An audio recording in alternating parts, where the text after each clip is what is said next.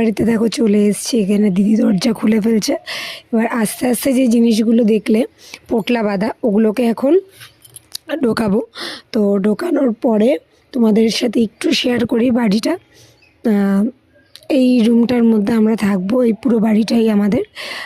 তো এই শোকেসটা আমি নতুন কিনেছি, তো তোমাদের সঙ্গে শেয়ার করা হয়নি, তো এখন শেয়ার করে দিলাম। আশা করি তোমাদেরও পছন্দ হবে।